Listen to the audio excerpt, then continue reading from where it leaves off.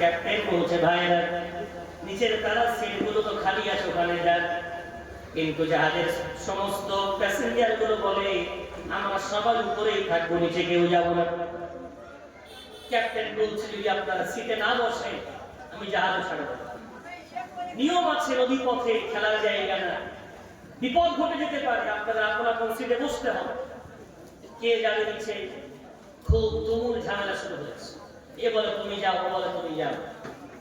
সিদ্ধান্ত হলো সবার নাম লিখে লটারি করা হবে, যার নাম যে তালায় উঠবে সে তালায় সেই সিটে গিয়ে বসবে। সিদ্ধান্ত অনুযায়ী লটারি খেলে নাম তোলা হলো, সবাই আপন আপন সিটে বসে পড়ল। বিশ্বনবী হাবিবুল্লাহ 1500 বছর আগে এত দামি দৃষ্টান্ত দিলেন। আমার রাসূল বললেন জাহাজ চলতে শুরু করলো, কিছুক্ষণ পর নিচের তালার যাত্রীগুলোর পানির পিপাসা পেয়েছে। এখন পানি আছে জাহাজের দ্বিতীয় তলায়, নিচের তালার যাত্রী সিঁড়ি দিয়ে উঠে পানি আনতে যায়। এখন পানি নিয়ে আস্তে আস্তে জাহাজ একটু দোল খায়। দ্বিতীয় তলার যাত্রীদের গায়ে পড়ে, ওরা খুব রেগে যায়, চিৎকার করে ঝগড়া করে, তোমরা কেন বারবার পানিতে আসো? আমাদের ঘুম হয় না, ডিস্টার্ব হয়, আমরা একটু বিশ্রাম করবো, তোমরা ডিস্টার্ব করে দিচ্ছ। এমন করে কিছু ছোট বড় কথা বলেছে, ওদের মনে কষ্ট হয়েছে। ওরা নিচে এসে নিচের তলা এসে গোটা সাথীদেরকে ইউনিয়ন করছে, দেখো আমরা উপরে আর পানি আনতে যাবো। কি করে পানি পান করবে? তবে আমরা পানি পান করব, সমুদ্রের পানি তো স্বচ্ছ পরিষ্কার, সমুদ্রের পানিও পান করা যায়। তো আমরা জাহাজের তলা ছিদ্র করে পানি করি। বিশ্বনবীর হাদিস, নবী করিম সাল্লাল্লাহু আলাইহি ওয়াসাল্লাম বলছেন যেমন কথা তেমন কাজ। ওরা প্রস্তুত হয়ে গেল, কেউ বার করলো সাপল, কেউ বার করলো কুরুল, কেউ বার করলো বড় বড় হাতিয়ার, জাহাজ ছিদ্র করবে। উপরের তলার যাত্রীগুলো দেখছে, ওরা জাহাজ ছিদ্র করার জন্য জাহাজের তলায় যখন কুরুল দিয়ে কোদাল দিয়ে হাতুড়ি দিয়ে মারতে শুরু করেছে, উপরের যাত্রী দেখছে আর বলছে ঠিক আছে ভাই, ওই নিচের পানিটাও খাও, উপরে অন্তত আমাদের আর ডিস্টার্ব করো না। বিশ্বনবী বলছেন বলো তো, এই যে জাহাজ ছিদ্র করছে, উপরের যাত্রীগুলো দেখতে পাওয়ার পর যদি বাধা না দেয়, একটু পরে জাহাজটা যখন তলিয়ে যাবে, নিচের তলার যাত্রীগুলো ডুববে না উপরের তলার যাত্রীগুলো তার সাথে ডুবে যাবে? কারা ডুববে? সবাই। কেন? ওই যে জাহাজ ছিদ্র করছিল, বাধা না দেওয়াটা একটা বিরাট বড় অপরাধ। ভাই আমার, বাচ্চি আমার, আমি হাত ধরে নয়, করো জোরে পা ধরে অনুরোধ করতে চাই, যতগুলো আমার বাবাজি বসে আছেন, নামাজি ভাই বসে আছেন, ধরে নেন আলহামদুলিল্লাহ আপনি 5 ওয়াক্ত নামাজ পড়েন, মানে আপনি হলেন উপর তলার যাত্রী। আপনার বাড়িটা হলো ওই পানির জাহাজ, দুনিয়া নামী সমুদ্রে ওই বাড়িটা সুন্দর করে ভেসে আছে। এখন আপনি চিন্তা করছেন আমি তো নামাজি দ্বিতীয় তলার যাত্রী। আপনার ছেলেটা যদি আপনার বাড়িতে নিয়ে নামাজি থাকে, আপনার বড় ছেলে, আপনার ছোট ছেলে, আপনার মেয়েটা যদি ওই বাড়িতে দ্বিতীয় তলার যাত্রী হিসেবে আপনি মসজিদে এলেন, কিন্তু আপনার ছেলেটা নামাজ না পড়ে ওই ইমানি জাহাজটাকে ফজরের সময় ছিদ্র করলো, আপনার মেয়েটা ফজরের সময় জাহাজ ছিদ্র করতে লাগলো, আপনার ছোট ছেলেটা জাহাজ ছিদ্র করতে লাগলো, দুপুরবেলা আবার ছিদ্র করলো, আসরের সময় আবার ছিদ্র করলো, মাগরিবের সময় আবার ছিদ্র করলো, ইশার সময় আবার ছিদ্র করলো। প্রতিদিন 5 বার করে আপনার পরিবারের সদস্য আপনার ইমানি জাহাজটা ছিদ্র করে। আপনি বলছেন আমার কোনো টেনশন নাই, আমার তো সেজদা দিয়ে কপাল কালো হয়ে গেছে, আমার দাড়ি তো সাদা দাড়ি মেহেন্দি লাগিয়ে লাল করে ফেলেছি, আমার গায়ের জুব্বা তো অনেক বড় হয়ে গেছে। ও ভাইরা কি প্রস্তুত থাকে, ইমানি ঘটনা কোন ইমাম দিয়ে ছিদ্র করিনি, কোন আলেম দিয়ে ছিদ্র করিনি, কোন নেতা দিয়ে ছিদ্র করিনি, আপনার ইমানি বাড়িটা আপনার পরিবারের সদস্যগুলো ছিদ্র করেছে। এই ছিদ্র যদি বন্ধ না করেন, আপনার ওই কপাল সেজদা দেওয়া কালো কপাল, তারপরেও নামাজ পড়ার পরেও জাহান্নামে যেদিন এই জাহাজটা তলিয়ে যাবে, আপনার নামাজ কিন্তু আপনাকে বাঁচাতে পারবে না, আপনার কোরআন তেলাওয়াত আপনাকে বাঁচাতে পারবে না, আপনার হজ, আপনার যাকাত, আপনার আপনাকে বাঁচাতে পারবে না। কেন নিজে বাঁচলেও নিজের পরিবারের অন্যায়টা মেনে নেওয়ার জন্য ইমানি জাহাজটাকে নিজেই জাহান্নামের মধ্যে ডুবিয়ে দিয়েছে। একটু জোরে বলা যাবে নাউজুবিল্লাহ। ঠিকই করে নিজের চিন্তা করে। আজ আমার জাতির দশা, আমাদের নিজের ফিকির নেই, পরের ফিকির খুব আছে, অন্যের চিন্তা বিরাট আছে। এ ওই করেছে, সে সেই করেছে, ওই অমুক করেছে। না না, ইমানের ফিকির আমাকে আপনাকে করতে হবে। আমার ঘরে আগুন লেগেছে আমার প্রদীপ থেকেই, আমার প্রদীপ থেকে আমার ঘরে আগুন জ্বলছে, অন্য কোনো প্রদীপ থেকে আমার ঘরে আগুন লাগে। আপনার ছেলেকে, আপনার মেয়েকে, আপনার পুরো জন্মকে আপনাকে নামাজ শেখাতে হবে। কেন শেখাতে? নামাজ না শেখালে কি ক্ষতি হবে?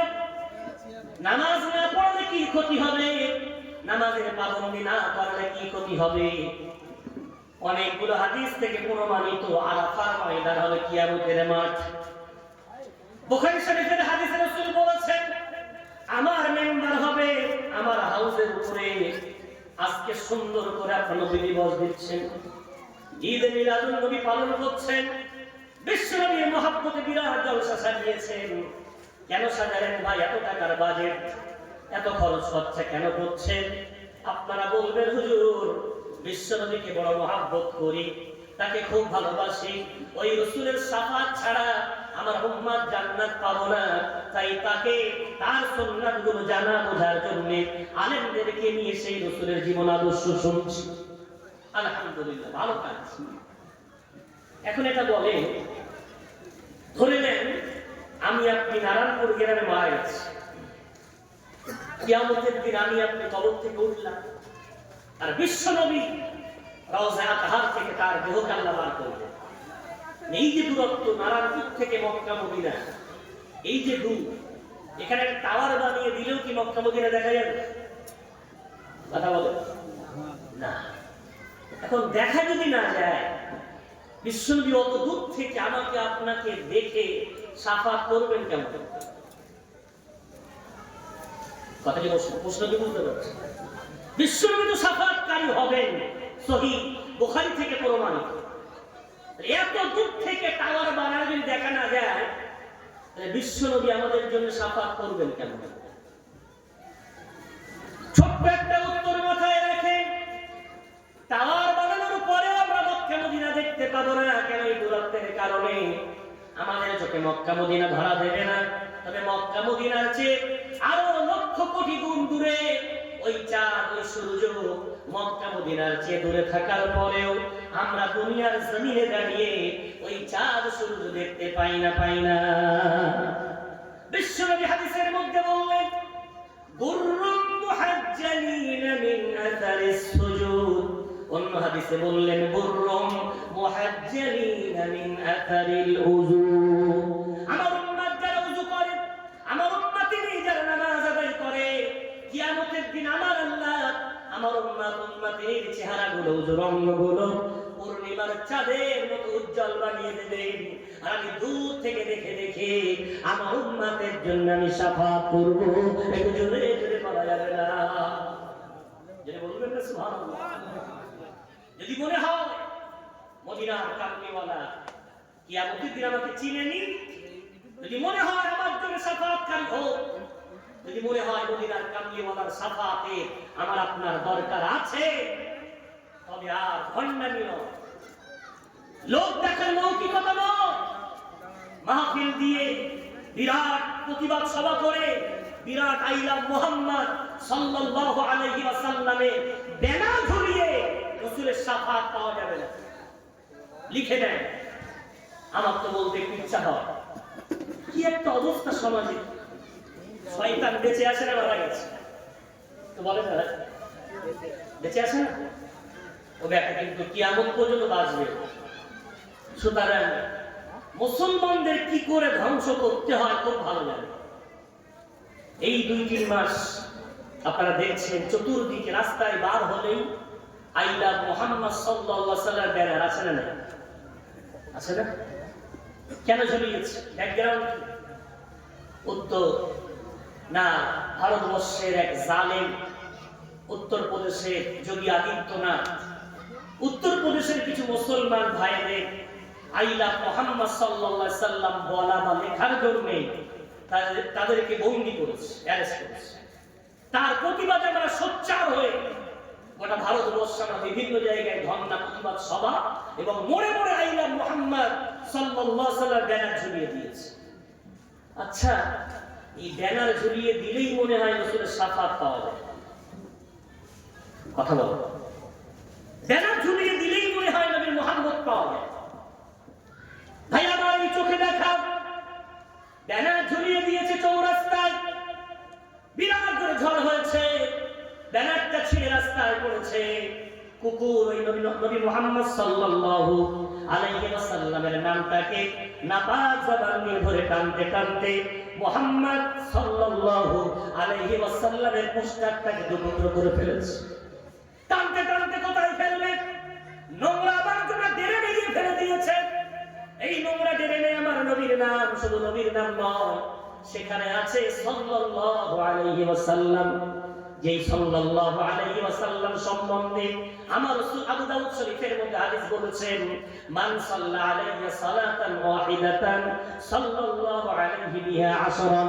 আমার উম্মত যদি একবার সাল্লাল্লাহু আলাইহি ওয়াসাল্লাম বলে, আমার আল্লাহ তৎক্ষণাৎ আমার উম্মতের আমলনামায় একটা দুটো নয় 10টা রহমত লিখে দেন। এটা জোরে জোরে বলা যাবে না? পোস্টার দেওয়ালের গায়ে মারা হয়েছে, আটা ছাড়িয়ে পোস্টারটা গড়াতে গড়াতে পায়ের তলে, জুতার তলায়, গাড়ির চাকার তলায়, চাকার তলায় নবীর নাম, পায়ের তলায় নবীর নাম, ডেরের নবীর নাম। আজকে নবীর নামটা ডেরে পড়ার জন্য যোগী আদিত্যনাথ দায়ী না আমার সমাজের একদল যুবক শ্রেণী ইসলাম না বোঝার কারণে এরা দায়ী। কারা দায়ী? তোমার মনে হয়েছে ব্যানার ঝুলিয়ে দিলেই নবীর প্রতি মহব্বত হয়ে গেল? নবী কত দামি তুমি কি জানো? নবীর মহব্বত শয়তানের কাছে শিখলে হবে না, নবীর মহব্বতটা কোরআনের কাছে শিখতে হবে। যে বলবেন না, ওই কোরআনুল কারীমের 21 পারা 17 পৃষ্ঠা সূরা আহজাব রব্বুল আলামিন বলেন, আন-নাবিয়্যু আওলা বিল মুমিনিনা মিন আনফুসিহিম। ও দুনিয়ার মুমিনেরা, আমার নবীকে ভালোবাসতে হলে তোমার জীবনের চেয়ে বেশি ভালোবাসবে। জীবনের চেয়ে ভালোবাসলেই তবে আমি আল্লাহ ওই ঈমানটাকে আমার কাছে কবুল করে নেব। জোরে জোরে বলা যাবে না? সাহাবারা বলেছে, সাহাবারা জানতেন ঈমান, তাই সাহাবারা বিশ্বনবীকে কেমন ভালোবাসতেন আমি কয়েকটা উদাহরণ দিচ্ছি। বিশ্বনবী মদিনায় আসার পরে মদিনাবাসী রাসূলের উটের লাগামটা ধরে টানছে, ইয়া রাসূলুল্লাহ আমার বাড়িতে আসেন। আরেকজন দৌড়ে এসে আমার বাড়িতে আসেন, টানাটানি করছে। আমার রাসূল বললেন, ছেড়ে দাও, তোমরা অনেক, আমি একা, কার বাড়ি যাবো? ওয়াহিয়া মা'মুরাতুন, আল্লাহ তরফ থেকে আমার উট নিয়ে আদেশ করা, যেখানে গিয়ে বসবে ওটাই হবে আমার ঠিকানা। যে বলবেন, উট নিয়ে গলার রশি ছেড়ে দেওয়া হলো। উট নিয়ে যেতে যেতে সেখানে গিয়ে বসলো, যেখানে আজকে আমার রাসূলের রওজায়ে আতাহার, মসজিদে নববী। উটনি বসার পরে উটনির মুখটা আবু আইয়ুব আনসারীর বাড়ির দিকে। বিশ্বনবী বললেন, কার ঘর? সাহাবারা বললেন, আবু আইয়ুব আনসারীর ঘর। বিশ্বনবীর কথা শুনে সাহাবারা যখন উত্তর দিলেন, আমার রাসূল বললেন, ওই ঘরেতেই আমি মেহমান হব। জোরে বলা যাবে? আবু আইয়ুব আনসারী বড় খুশি হয়ে গেলেন। দুতলা মাটির বাড়ি তাড়াতাড়ি করে সুন্দর করে সাজালেন, গুছিয়ে নিয়ে বিশ্বনবী যখন এলেন, আমার রাসূলকে বলছেন, ইয়া রাসূলুল্লাহ, ইয়া হাবিবাল্লাহ, হুজুর, আমার দোতলা বাড়িতে এই মাটির ছাদ, আপনাকে উপরের তলায় থাকতে হবে। কেন বাবা, আমি নিচের তলায় থাকি? না ইয়া রাসূলুল্লাহ, নিচের তলায় থাকা যাবে না। কারণটা একটু বলো না বাবা। আবু আইয়ুব আনসারী বলছেন, ইয়া রাসূলুল্লাহ, ইয়া হাবিবাল্লাহ, আপনার মতো পবিত্র সত্তা আমার বাড়ির নিচের তলায় ঘুমাবে, আর আমি ছাদের উপরে আমি পা দিয়ে হাঁটবো। ইয়া রাসূলুল্লাহ, এটা আপনার সাথে চরম বেয়াদবি হবে। আমি কোনোদিন ওই ছাদের উপরে উঠতে পারবো না। আপনার দেহ নিচে রেখে ওই বেয়াদবির কারণে আপনার কাছে অনুরোধ জানাচ্ছি। এটা জোরে জোরে বলা যাবে না? ভাইয়ারা, আমি ঘটনা বলার চেয়ে প্রত্যেকে নেওয়া শিক্ষাটা আমাদের মাঝে বিশাল করা দরকার, এটা মনে করি। বিশ্বনবী যে বাড়িতে আছে সেই বাড়ির ছাদের উপরে যদি হেঁটে বেড়ানো বিয়াদবি হয়, তাহলে যে কোরআন রাসূলের উপরে নাযিল হয়েছে সেই কোরআন আমার আপনার বাড়িতে আছে না? কথা বলে আছে। আর আমাদের বাড়িগুলোতে গান বাজনা হয় না? আমি বলেছিলাম না, ইমানদার ইমানের ফিকির করো। ইমান কর, তালাশ করলে খুঁজে পাওয়া যাবে না, কবে হারিয়ে গেছে। বিশ্বনবীর উপরে নাযিল হওয়া কোরআন আমাদের বাড়িতে থাকার পরও কোনো মর্যাদা নাই। ওই তাকে সাজানো আছে, হয়তো আমার স্ত্রী বা আমার কোনো মা বোন বিয়ের পর এনেছিলেন সুন্দর গেলাতে জড়ানো, ওই যে তোলা ওই পর্যন্ত ওই ঘরে দুনিয়ার সমস্ত গোনার কাজ হয়, একবার মন কাঁপে না। আল্লাহর কালাম আমার ঘরে আছে, আমরা কি করে এখানে গোনা করি? সাহাবাদের কাছ থেকে ইমান শিখা। আবু আইয়ুব আনসারী বিশ্বনবীর উপরে তুলে দিল, রাত কাটালে মাটির সিঁড়ি খুব সরু জায়গা। পরের দিন সকালে ভিড়, এত ভিড়, সিঁড়ি আটকে গেছে, মাটির ছাদ ভেঙে যেতে পারে, এত মানুষের চাপ। বিশ্বনবী তখন বললেন, আবু আইয়ুব দেখতে পাচ্ছ তো এত মানুষ, আমি কি করে সামলাবো বল? আমাকে নিচে যেতে দাও, তবে সুবিধা হবে, মানুষ নিচে থেকে আমার সাথে মোলাকাত করে চলে যাবে। ইয়া রাসূলুল্লাহ, যে আপনার ওটা ভালো হয়, সুবিধা যদি হয় তো নিচে আসে। আর বিশ্ব নিচে আছে, কোন করে শীত, বাড়িতে কেতা কম্বল যা আছে সব বিশ্বনবীকে দিয়ে দিয়েছেন। আমার রাসূলকে ঘুম পাড়িয়ে দিয়ে বড় আদরের সাথে একটা কম্বল নিয়ে আবু আইয়ুব আনসারী এবং তার স্ত্রীর উপরের তলায় ঘুমাতে গেছেন। একটা কম্বল মুড়ি দিয়ে ঘুমিয়ে পড়েছেন। গভীর রাতে আবু আইয়ুব আনসারীর পানির পিপাসা লেগেছে, একটু পানি পান করতে চায়। স্ত্রীকে বলে, স্ত্রী আমাকে একটু পানি দাও। স্ত্রী উঠে পানি দিতে গিয়ে হাতে কলসি পড়ে যায়, আর কলসি যেই পড়েছে মাটির ছাদ, সঙ্গে সঙ্গে গোটা পানিটা ওই ছাদের উপরে গড়িয়ে গেছে। আবু আইয়ুব আনসারী পানি গড়ানো দেখে আর থাকতে পারে না, তাড়াতাড়ি করে একটা মাত্র কম্বল, কনকনে শীত, কম্বলটা করে পানির উপরে দিয়ে তাড়াতাড়ি পানিটা শুকাতে লেগেছে। আমার রাসূল নিচে, উপরে আওয়াজ হচ্ছে দেখতে পেয়ে আমার রাসূল আওয়াজ দিয়েছেন, আবু আইয়ুব নিচে এসো। থরথর করে কাঁপতে কাঁপতে নিচে এসেছেন আবু আইয়ুব। কি ব্যাপার, এখন কাঁপো কেন? তোমার গায়ে পানি কাঁদে কেন? ইয়া রাসূলুল্লাহ, ইয়া হাবিবাল্লাহ, পানির পিপাসা পেয়েছি, একটা মাত্র কম্বল, ওইটা দিয়ে আমরা ঘুমিয়েছিলাম মুড়ি দিয়ে।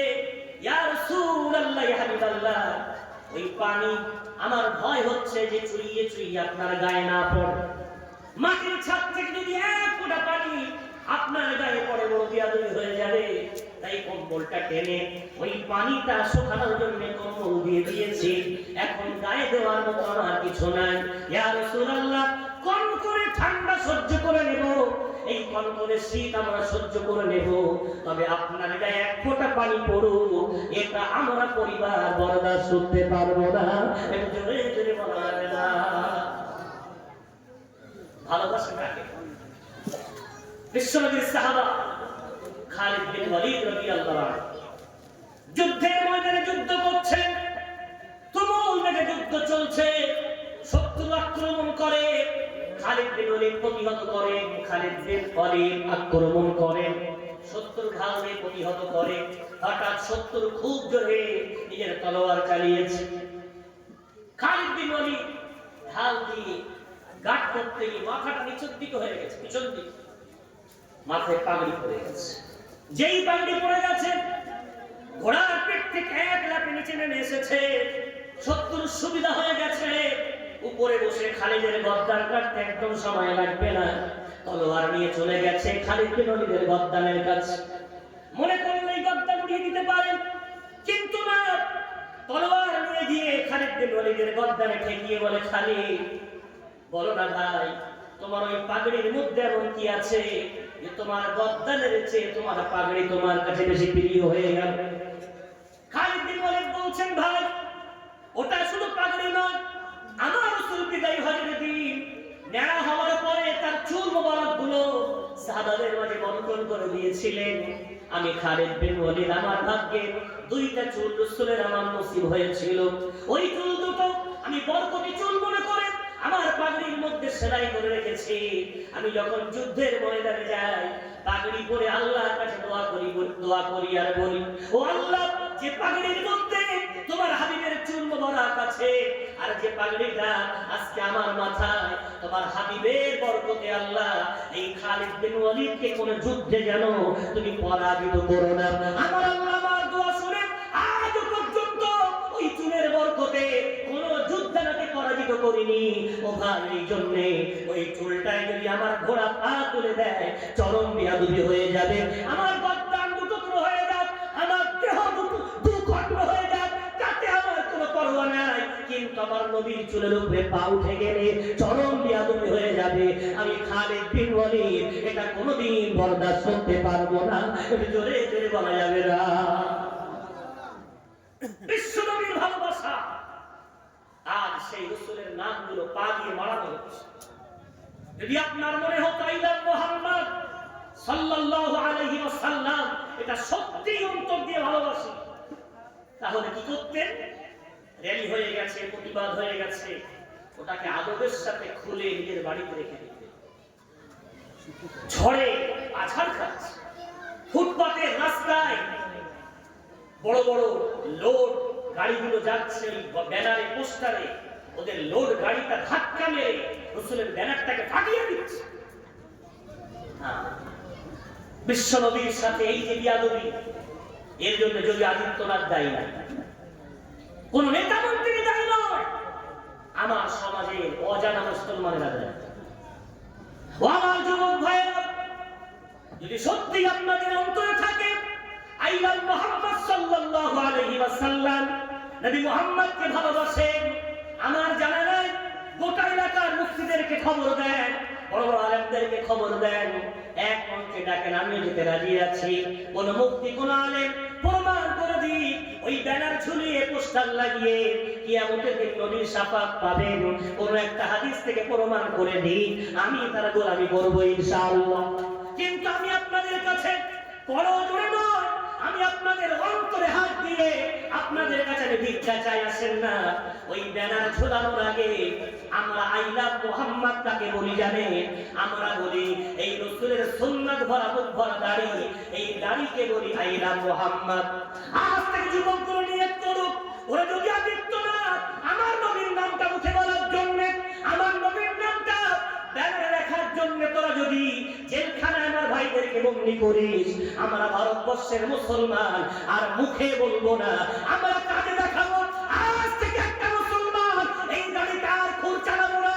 বিশ্বনবীর এই সুন্নাত, দাড়িকে বলবো আইলা মুহাম্মদ, মাথার টুপিকে বলবো আইলা মুহাম্মদ, সুন্নতি পোশাককে বলবো আইলা মুহাম্মদ, মসজিদের নামাজকে বলবো আইলা মুহাম্মদ। গ্রামের হারাম আড্ডাগুলো, জুয়ার আড্ডা, তাসের আড্ডা, মদের আড্ডা বন্ধ করে বলবো আইলা মুহাম্মদ সাল্লাল্লাহু আলাইহি ওয়াসাল্লাম।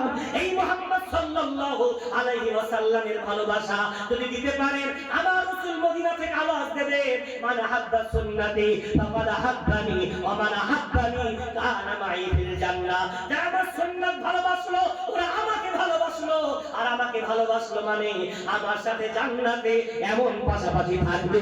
একটু জোরে জোরে বলা যাবে না, বলবেন না সুবহানাল্লাহ? আসেন না, মুখের দাড়িকে বলি আইলা মুহাম্মদ।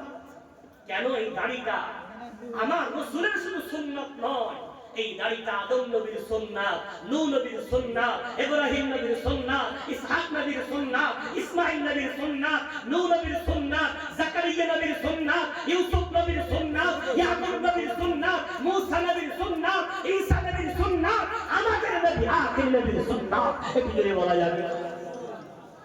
এসো না, দাড়িকে বলি আজ থেকে আর দাড়ি কাটবো না, মাথার টুপিকে বলি আজ থেকে আর টুপি ফেলবো না, নাস্তিকদের পোশাক খুলে আজ থেকে বলি সুন্নতি পোশাক পরবো, রাসূলের সুন্নাত লেবাস পরবো। এসো না, মসজিদের নামাজকে বলি আর মসজিদ শুদ্ধ থাকবে না। দেখি ভারতবর্ষের কত জেল আছে, আমরা রাসূলকে ওই ব্যানারের দালাল নয়, রাসূলের সুন্নাতগুলো নিজের জীবনে ধারণ করে জেলখানায় যেতে রাজি আছি। আবার আল্লাহ আবার আমাদের মাথা উঁচু করে দেবেন ওই ব্যানারে ঝুলিয়ে আর তকবীর ধ্বনি দিয়ে আর পোস্টার হুটিং করে নাজাত পাওয়া যাবে না।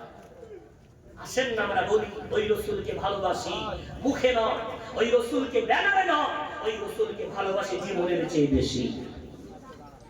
ভাই আমার, বাপজি আমার, বিশ্বনবীর যদি ভালোবাসা আমাদের অন্তরের মধ্যে আনতে পারি, বিশ্বনবীর যে প্রেম যদি অন্তরের মধ্যে আনতে পারি, রাসূলের মহব্বত যদি এভাবে অন্তরের মধ্যে আনতে পারি, ইনশাআল্লাহুল আজিজ আমার রাসূল কত সুন্দর হাদিস বলছেন, মান আহইয়া সুন্নতি ইনদা ফাসাদি উম্মতি ফালাহু আজরু মিয়াতি শাহীদিন। আমার উম্মত যদি কোন আমার সুন্নাত মরে যাচ্ছে এমন কোন সুন্নাতকে জীবিত করতে পারে, ওই উম্মতের আমলনামায় 100 শহীদের নেকি লিখে দেওয়া হবে। একটু জোরে জোরে বলা যাবে না? মসজিদ ফরিয়াদ করছে, মুসল্লি নাই। সমাজ ফরিয়াদ করছে, আদর্শ মুসলমান নাই। বাপ ফরিয়াদ করছে, আদর্শ সন্তান নাই। আপনাদের মনে কতটুকু কষ্ট হয় আমি জানি না, যেহেতু আপনারা হয়তো সারা বছর 20-25টা মাহফিল শোনেন, আর আমাদের তো শত শত মাহফিল। এই মুহূর্তে আমরা খুব দেখি মাহফিলে ওঠার সময় আমাদের ওস্তাদরা শিখিয়েছেন সামনে শ্রোতাদেরকে ভালোবাসা জানান।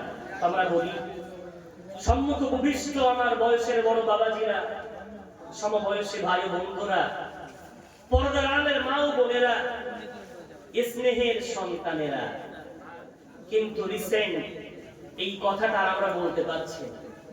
কেন জলসাতে স্নেহের সন্তানেরা নেই? কথা বুঝছেন না? বয়স্ক বাবাজিরা আছেন, যুবক বন্ধু ভাইয়েরা আছেন, মা বোনেরা আছেন, স্নেহের সন্তানেরা এখন আর মজলিসে নাই। তাকালে দেখবেন টোটাল মজলিসে 2-1টা পাওয়া যেতে পারে, আবার কোন কোন মজলিসে নাই। কে দেয়? এই প্রজন্ম যেগুলো বসে আছেন, আপনারা মরে যাওয়ার পর কারা হাল ধরবে মসজিদে? কারা হাল ধরবে ইসলামে? কারা তুলবে, গড়ে তুলবে এই জাতিকে? আজ একটা সন্তান, ওর মা খুব অসুস্থ, দৌড়ে গিয়ে কোনো ভাই বলছে, জানিস তোর বাড়ি থেকে কান্নার আওয়াজ শুনলাম, দৌড়ে জানো তোর আম্মা মনে হয় খুব অসুস্থ। তো বলছে দাঁড়া, গেমটা শেষ করে যাচ্ছে। জুমার দিন আব্বা জুমার নামাজ পড়ে প্রচন্ড ঘরে মাথা ঘুরে গেছে, মুখ চুপড়ে পড়ে গেছে।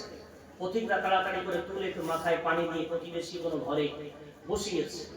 দৌড়ে গিয়ে মোড়ের মাথায় ছেলেকে বলছে, এই তোর আব্বা এক্ষুনি মাথা ঘুরে পড়ে গেছে, যা। তো যাচ্ছি, গেমটা শেষ করে যাচ্ছে। আছে না? এই যে প্রজন্ম, মায়ের গালে পানি দেওয়ার সন্তান তৈরি হয়নি, বাপের বিপদে দৌড়ে আসার মতো সন্তান নাই। এই পঙ্গু জাতিকে কি করে বাঁচাবে? আমরা দেখতে পাচ্ছি এই যে শ্রোতা নেই, বাচ্চা শ্রোতা কেন আজকে মজলিস থেকে চলে যাচ্ছে? কারণ কি? কারণটা হলো এই যুগের সবচেয়ে বড় করোনা রোগ, যার নাম হলো মোবাইল। কি বললাম? এই যে মারণা রোগ, করোনা রোগ, ক্যান্সার, আরো যত দামি রোগ আছে, ভয়াবহ রোগ আছে, তার চেয়ে আরো ভয়াবহ এই মোবাইল নামী ক্যান্সার। ওরা ঘুমিয়ে পড়েছে না, গ্রামে ওদের জন্ম বন্ধ হয়ে গেছে না, ওরা আছে, ঘুমিয়ে পড়িনি। ওরা এখন মোবাইলের কার্টুন প্রিয়, ওরা এখন মোবাইলের গেম প্রিয়। ওদের কাছে আমরা কোরআন প্রিয় বানাতে পারি, ওদের কাছে ইসলাম প্রিয় বানাতে পারি। এর জন্য দায়ীকে? দায়ী ওই আমরাই। চলে একটু দেখে আসি বাচ্চারা কেমন বিশ্বনবীকে ভালোবাসতেন। দুজন সাহাবার নাম বলি, দুজন বাচ্চা সাহাবা, একজনের নাম হলো মুআজ আর একজনের নাম হলো মুআওয়াজ রাদিয়াল্লাহু আনহুমা। মুআজের বয়স 10 বছর, মুআওয়াজের বয়স 8 বছর। বিশ্বনবী যখন মক্কা থেকে মদিনায় হিজরত করে এসেছেন, দুই ভাই বিশ্বনবীর সাথে মোলাকাত করেছেন, সালাম দিয়েছেন। দিয়ে আমার রাসূলের পাশে বসে বলছেন, ইয়া রাসূলুল্লাহ, আমার রাসূল বাচ্চাদের বড় ভালোবাসতেন। বলে, বলো বাবা কি হয়েছে, কি খবর বলো। ইয়া রাসূলুল্লাহ, আপনার মতো এত ভালো মানুষকে মক্কা থেকে যারা তাড়িয়ে দিল, ওই মক্কাবাসীদের মধ্যে সবচেয়ে আপনার কাছে খারাপ মানুষটাকে, তার নামটা একটু আমাদেরকে বলেন। আল্লাহ রাসূল বলছেন ওই খারাপ মানুষটার নাম আবু জেহেল। এরা বলেছে আওয়াজ যাচ্ছে। দুই ভাই শুনলেন, বিশ্বনবীর কাছ থেকে বাইরে এলেন, আসার পরে দুই ভাই হাতে হাত দিয়ে বলছেন, ভাই রে, ওই আবু জেহেল শুনলি না আমাদের নবীকে মক্কা থেকে তাড়িয়ে দিয়েছে। আল্লাহ কোনদিন যদি আমাদেরকে যুদ্ধের ময়দানে নিয়ে যায় আর আবু জেহেলকে দেখতে পাই, আমরা দুই ভাই কিন্তু হাত দিয়ে ওকে হত্যা করব। কত বয়স? একটা 10 আর একটা 8। ঘটনাক্রমে 1 বছর পার হতে না হতেই বদরের যুদ্ধ হবে। বিশ্বনবী ঘোষণা দিয়েছেন বদরের যুদ্ধ হবে, প্রস্তুতি নিতে বলেছেন। দুই ভাই বাড়ি গেছে, গিয়ে দেখে মা চোখের পানি ছেড়ে বিরাট দূরে ডুকরে কাঁদে। দুই ভাই মায়ের চোখের পানি মোছায় আর মায়ের কোলে বসে বলে, আম্মা জান এমন করে কাঁদেন কেন, কি হয়েছে আপনার? মা হাউ হাউ করে কাঁদে আর বলে, বাবারা তোরা কি শুনলি না, বিশ্বনবী মসজিদ থেকে ঘোষণা দিয়েছেন বদরের যুদ্ধে যাবেন, মক্কাবাসী তাকে তাড়িয়ে দিয়েও শান্তি পায়নি। বিশ্বনবীর কত সম্পদ লুট করার পরেও শান্তি হয়নি, সাহাবাদেরকে ঘর বাড়ি ছাড়া করার পরেও তাদের আত্মা ভিজেনি। এখন বিশ্বনবীকে মূলোৎপাটন করার জন্য, শিকড় থেকে উপরে ফেলার জন্য ওরা বদরে আসছে বিশ্বনবীর বিরুদ্ধে যুদ্ধ করতে। তোদের আব্বা নাই, আজকে তোর আব্বা বেঁচে থাকলে আমি নিজে হাতে তোর আব্বার মাথায় পাগড়ি পরিয়ে দিতাম আর বলতাম, যাও যাও যাও আমার নবীকে সাহায্য করার জন্য বদরের প্রান্তরে যাও। তুমি শহীদ হয়ে গেলে আমি কিয়ামতের দিন আল্লাহকে বলবো, আল্লাহ আমি একজন শহীদের স্ত্রী। একটু জোরে জোরে বলা যাবে না। তোদের আব্বা নাই, আমার মনের আশাটা পূর্ণ হবে না, তাই আমি বেদনা এমন করে কাঁদি। তোর আব্বা থাকলে আমার মনের ইচ্ছাটা পূরণ হতো। দুই ছেলে তাড়াতাড়ি করে মায়ের চোখের পানি মোছার বলে, আম্মা জান কেন চিন্তা করেন, আমরা দুজনে আছি। আমরা দুজনে তো আছি, চিন্তা করছে না। যেই বলেছে মা তো বাচ্চাকে বুকে জড়িয়ে টপ টপ করে চুমা দিচ্ছে, এটিম মারছে। তোমরা কি জানো যুদ্ধ কোনো খেলার জায়গা? 10 বছরের বাচ্চাকে রাসূল নিয়ে যাবে, 8 বছরের বাচ্চাকে রাসূল নিয়ে যাবে। দুই ভাই মায়ের গলা জড়িয়ে বলছে, আম্মা জান কথা দিচ্ছি আপনার সাথে আমরা যুদ্ধে যাব, আবু জেহেলকে হত্যা করব। মা বললেন, যা বাবা, আল্লাহ যে তোমার যেন হিম্মত দেয় রাসূলের শত্রুকে হত্যা করার, যা দিলাম শহীদ হয়ে গেল আমি কাঁদবো না, কিয়ামতের দিন বলবো আমি শহীদের স্ত্রী না হতে পারলেও দুই শহীদের মা হতে পেরেছি, বলা যাবে। দুই ভাই মদিনায় এসেছে, এখন দুই ভাই যুদ্ধে যাবে, বিরাট বড় প্ল্যান। এসে দেখছেন আমার রাসূল মিটিং করছে, মশওয়ারা করছেন সাহাবাদের, কার বাড়ি কি আছে। কেউ বলছেন, ইয়া রাসূল আমার ঢাল আছে, তলোয়ার নেই। কেউ বলছেন তলোয়ার আছে, ঢাল নেই। কেউ বলছেন তীর আছে, ধনুক নেই। ধনুক আছে তো তীর নেই। কারোর ঘোড়া আছে, কারোর যুদ্ধ বস্ত্র আছে। রাসূল বললেন, যা আছে সেগুলো প্রস্তুতি, সুন্দর করে এক জায়গায় গুছিয়ে প্রস্তুতি না। আর সবাই লাইন দিয়ে দাঁড়িয়ে কাতার বন্দী হয়, আমি দেখবো কারা কারা যাওয়ার যোগ্য। এখন ছোট্ট দুই ভাই ফিসফিস করে বলছে, দেখি আমরা ভেবেছিলাম রাসূলের কারীম মনে হয় বলবেন সবাই চলো, আমরা ভিতরে ঢুকে যাব, কিন্তু এই যে কাতার দিয়েছেন মানে আমরা ধরা পড়ে যাব। রাসূলের কারীম যদি দেখে ফেলেন ছোট বাচ্চা, আমাদের তো নিয়ে যাবেন না, কি করা যায় বলতে। দুই ভাই খুব চিন্তা, মাথায় হাত দিয়ে চিন্তায় পড়ে গেছে। হঠাৎ ছোট ভাইকে চাল বলছে, ভাই মাথাটা বুদ্ধি এসছে। বলে, কি বুদ্ধি? তুই ওই সাইডের লাইনটাই যা আর আমি এই লাইনে দাঁড়াই। সবাই বড়, মাঝখানে একটা ছোট্ট, যেই দেখবেন রাসূল আমাদের তাড়িয়ে দিতে চাইবে, রাসূল করুণায় বিনয় করে বলবে, ইয়া রাসূলুল্লাহ সবাই যখন বড়, একটা ছোট গেলার কি ক্ষতি বলবেন। দুই ভাই প্ল্যান করলেন, মা চলে গেলেন ডান দিকে, মুআওয়াজ চলে গেলেন বাম দিকে, সব সাহাবা কাতার বন্দী হয়ে দাঁড়িয়ে আছে। এখন মাঝ 10 বছর মানে বড়দের চেয়ে প্রায় 1 ফুট ছোট। এখন নিজের পায়ের উপরে ভর করে ডিঙি মেরে মাথাটা উঁচু করে দাঁড়িয়ে আছে যাতে রাসূল না বুঝতে পারে। কতক্ষণ ভর দিয়ে থাকবেন? পা দেখা হয় আবার নিচু হয়ে যায়, আবার উঁচু হয়ে দাঁড়ায়, আবার নিচু হয়ে যায়। আমার রাসূল দূর থেকে দেখছেন একটা মাথা উঁচু নিচু হচ্ছে ব্যাপারটা।